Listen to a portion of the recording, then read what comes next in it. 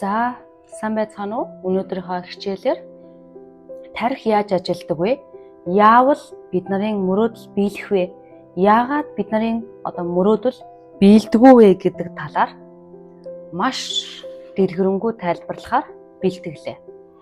За та нар маань магадгүй урд өмнө маш олон удаа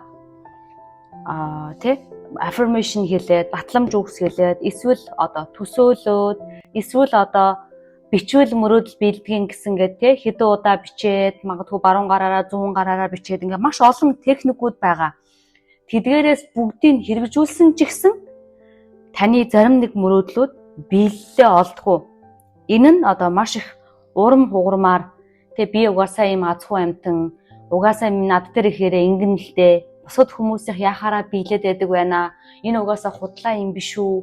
Угаасаа л хувь тавилан бүгдийг шийддэг юм биш үү гэсэн ийм эргэлзээг төрүүлдэг. За тэгэхээр энэ бол юуг харуулад байна вэ гэвэл бид нар тэр мөрөөдлөө орчлон ертөнцийн буруу илэрхийлээд байна гэсэн үг. Жишээлбэл та аав ээжээсээ хүүхэд байхдаа аав ээжээсээ альва нэг зүйлийг энийг аваад өгөөч, тэрийг аваад өгөөч гэвэл та аав ээжигээ мэдэх учраас та аав ээжигээ зам байдлыг нь харж агаад цагаа олоод хэллэх ч юм уу, аргыг нь олоод хэлнэ тийм үү?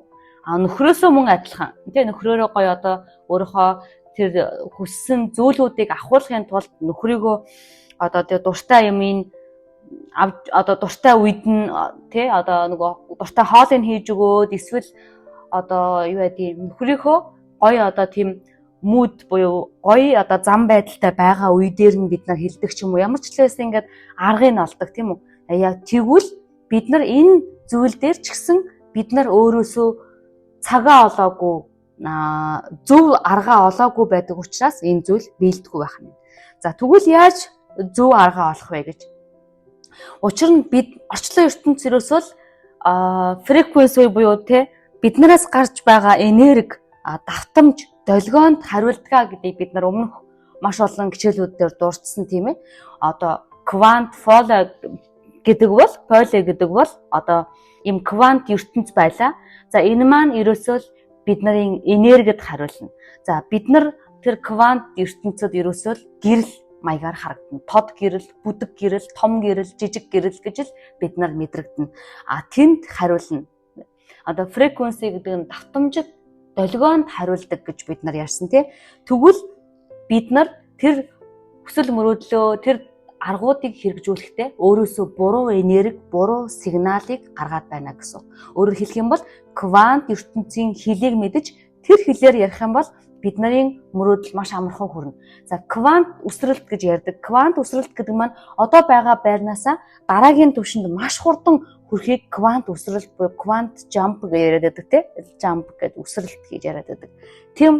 Тэр бол одоо байгаа би энергийн түвшнөөсөө өөрийнхөө хүсэж байгаа тэр мөрөөдлийнхөө энергийн түвшинтэй шууд өөрийгөө нийлүүлээд тэр түвшинд очсноороо тэр дээд энерги дээр байгаа зүйлүүдийг граб хийж өөр дээрээ цуглуулж авах тэр өөрийнхөө хүсэл мөрөөдөл, таны хүсэл мөрөөдөл мэдээж дээгүүр түвшинд байгаа тэр зүйлийн энергийг өөрөөсөө ялгаруулах замаар авж байгаа тэр зүйлийг бид нар квант jump буюу квант үсрэлт гэж хэлж байгаа. Тэгвэл бид нар өөрөөсөө гаргаж байгаа сигналыг анхаарах хэрэгтэй байх нь. Цаг мөч болгоно, цаг хорон болгоно би өөрөөсөө ямар энерги ялгаруулж байна. Би яг юу мэдрээд сууж байна вэ гэдгийг өөрөөсөө байнга асууж байх хэрэгтэй. За тэгээд бид нарын тарих бид нарыг 95% удирдах байгаа зүйл бол даалт ухамсар. Тарих маань юунаас бүрддэг вэ гэвэл нейроноос бүрддэг тийм ээ. Нейрон буюу мэдрэлийн эсүүдээс бүрддэг. За нейронууд маань юунаас бүрддэг вэ гэвэл молекулуудаас бүрдэнэ. Молекулууд маань атомаас, атомууд маань бөөмсүүдээс бөөмсүүд нь дотор электрон, нейтрон, протеин гэж сөрөг хас цэнэгтэй протеин гэж бид нар физикийн хичээл дээр бүгдээрээ үзээд даваад гарсан тий. Тэгвэл энэ зүйлийг ярьдаг байхад. Тэгэхээр энэ зүйлийг ажиллахад бид нарын тарих маань маш олон нейрон эсүүдээс бүрддэг байх нь, мэдрэлийн эсүүдээс бүрддэг байх нь. За тэгвэл тарих компьютерт бол бид нарын хамгийн чухал юм нь CPU байдаг тий. Тэгвэл бидний хамгийн чухал зүйл бол тархи. Буюу бидний хамгийн төвлөрсөн мэдээлэл боловсруулах төв гэж ойлгож болно. Энэ нь маш олон саяных хэлээд байгаа мэдрэлийн эсүүд буюу нейронуудаас бүрдэнэ. Тэгээд тархи маань ойролцоогоор 86 тэрбум нейрон буюу тийм мэдрэлийн эсүүдээс бүрдэж байгаа. Тэгээд тэр нь синапс гэж нэрлэгдэх холболтуудаар дамжуулан хоорондоо мэдээлэл солилцдог. Тэгээд нейрон бүр нь цахилгаан болон химийн дохиогоор мэдээлэл дамжуулдаг байна. Тэгэхээр энийг бас бид нар мэдэх ёстой байна. Мэдрэлийн эсүүд хоорондоо цахилгаан болон химийн дохиогоор мэдээлэл солилцдог. Тэгэхээр тархи мэдээллийг хүлээж аваад боловсруулад шийдвэр гаргаад тэгээд дүнэлт хийлгдэг. Тархины бидний хамгийн гол үүрэг бол бид нарыг аюулгүй амьд авч үлдэх. Тэгэхээр тархи маань мэдээллийг хүлээж авлаа, боловсруулдаг байна. Тэгэхээр бид нар ингээд гадаа явж байгаа гів гүнд чон ч юм уу баавгай харах юм бол бид нар яадаг вүлээ? Шууд зүхтай гэсэн бодлол төрн тийм ээ, амьд л гарыг зүхтай гэсэн бодол төрн. Энэ маань юуг хэлээд байна вэ гэвэл тархи маань мэдээлэл хүлээж авлаа, нүдэрээ дамжуулаад баавгай байна, чон байна гэ мэдээлэл хүлээж авлаа. Тархинд шууд сигнал очлоо. За баавгай байна. Тэгэхээр яах вэ гэхээр шууд мэдээллийг боловсруулад зүхтах гэдэг шийдвэр гаргаж байна. За ингээд зүхтах гэдэг шийдвэр гаргасны дараа бид нар тэр үйлдэлийг хийн. Хар хурдаараа зүхтаана. Яг энэ шиг бидний тархи мэдээллийг ингэж өдөр тутмын амьдрал дээр хүлээж авдаг. Тэгэхээр бидний өдөр тутмын үйлдэлүүд шууд тархитай холбоотой байна. За тэгвэл сэтгэл хөдлөж хүсэл бодол төрөх явц нь тархины химийн процессор тайлбарлагддаг. Бид хүсэл төрөхөд тархинд дофамин, серотонин та нар маань зөндөө сонсч ирсэн окситоцин зэрэг нейрон трансмиттерүүдийг ялгаруулдаг. Энэ нь тархины амар амгалан, баяр баясгалан, хүсэл тэмүүллийг үүсгэдэг. Аль нь вэ гэдгээс дофамин юм уу, серотонин гэдэг нь юм уу, альнаас нь вэ гэдгээс хамаарат баяр баясгалан, амар амгалан төрүүлдэг. Гэхдээ энэ хүсэл байнга биелдэхгүй шалтгаан нь хэд хэдэн зүйл дээр байдаг. Тархи автомат горимд ажилладаг. Тархи нь аюулгүй байдлыг эрхэмлдэг. Ерөөсө залхуу, таны хөгжөөх дургүй, аюулгүй комфорт зон дээр тухтай байж байхыг хүсдэг. Ер нь бол эрсдэл гаргах дургүй гэсэн үг. Тийм учраас шин зүйл сурахыг тархи маань эрсдэл гаргана гэж хүлээж авдаг.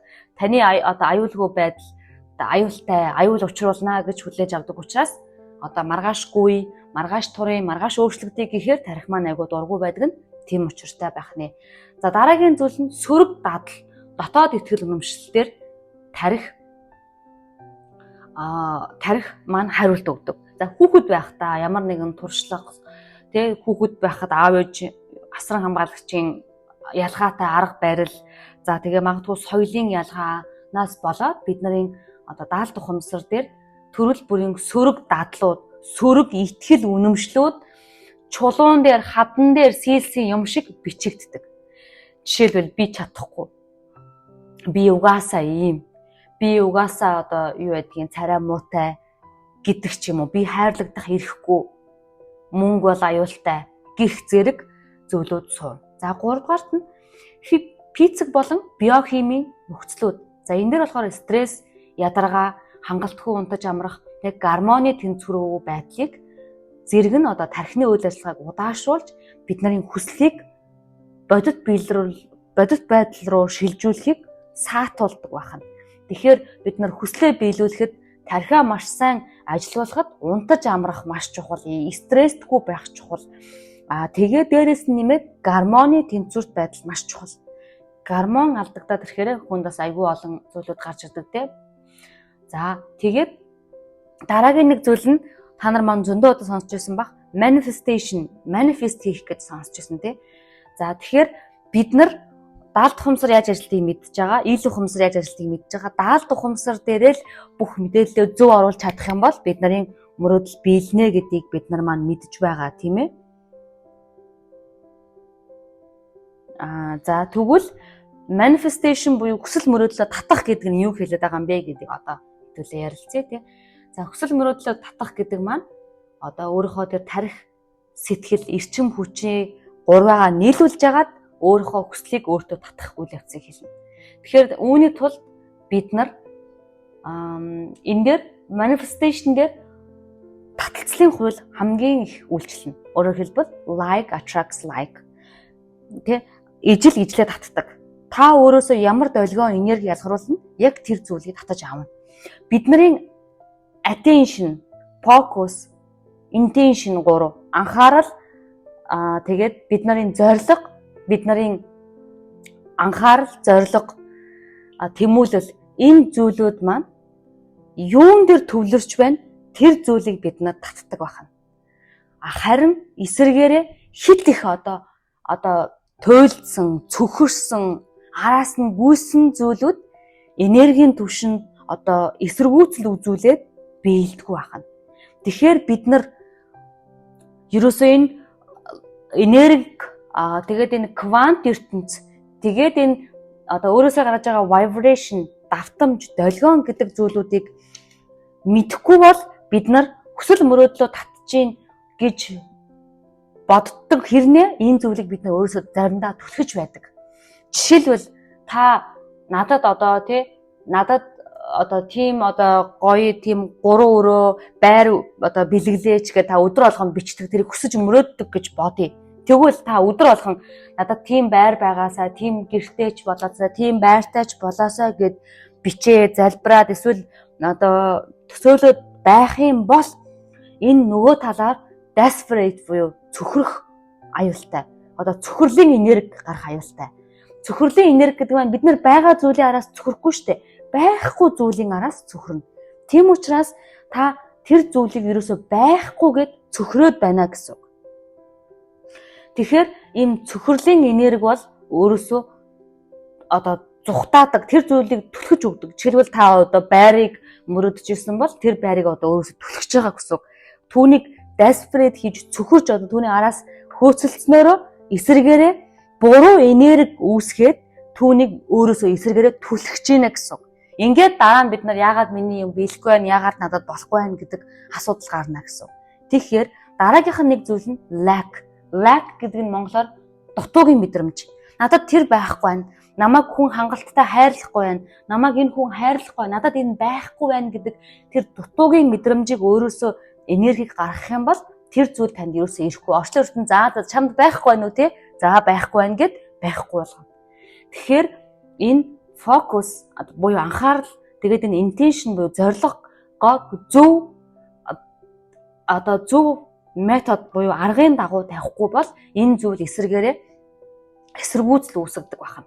Тэгэхээр энд бид нар юуг ойлгох ёстой вэ? Ньютоны 3 дахь хуулийг ойлгох ёстой болно. За физик дээр бид нар үздэг 1 2 3 дахь хууль.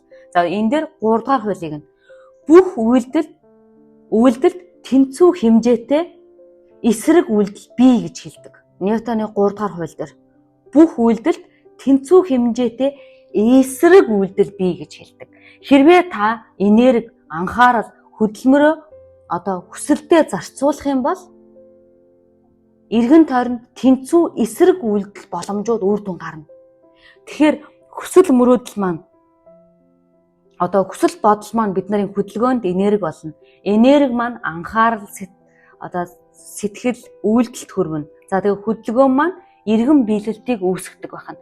Тэгэхээр Ньютоны 3 дахь хуулиараа яагаад бид нар хүсэж байхад болохгүй байна гэвэл нөгөө бид нар бас ардын зүрх үгэнд хэлдэг шүү дээ. Хүсвэл ясна гэж бас нэг энгийн үгээр хэлсэн байдаг те. Тэгвэл бид нар хэдий ихэр хэмжээний араас түүний араас хөөцөлдөн төдий хэмжээгээр нөгөө талд эсэргүүцлийн яг тийм хүчтэй адилхан эсэргүүцэл үр дүн гардаг байна. Тэгэхээр та нар маань мэдэн штэ ямар нэгэн залуугийн араас ямар нэгэн бүсгүй араас хайртай гэд гүүх тусам улам танаас цухтагаа зайгаа бариад байдаг нь энэ бол та нөгөө desperate буюу цөхөрсөн тэгээд lack буюу надад байхгүй байна гэсэн энэ хоёр энергийг өөрөөсөө ялгаруулж байгаа учраас энэ энергинд хариулж байгаа. Тэгэхээр өнөөдөр ингэчлээс бид нарын хамгийн ойлгох ёстой зүйл бол ерөөсөө хүсэл мөрөөдлөө бид нар зөв аргаар хэлэх ёстой байх нь. Яг нөгөө аавдаа ээжтэй нөхөртөө яг нөгөө зөв цагийг надад хэлдэг шиг зөв аргаар нь квантийнх нь өөрийнх нь хэлээр нь хэлэх ёстой байх нь. Тэгээд ингэхдээ саяных физикийн тэр Ньютоны 3 дугаар хууль тэгээд саяных тэр тарих нейрон эсүүд яаж хоорондоо холбогддог, яаж мэдээлэл дамжуулдаг түрүү ярьсан те бид нар физик болон биохимийн нөхцлүүд байдаг гэж бас ярьсан. Тэр тархины маань нейрон эсүүдэд маань бид нарын ядаргаа, стресс, хангалтгүй нойр хүртэл гормон хүртэл нөлөөлж байдаг байна.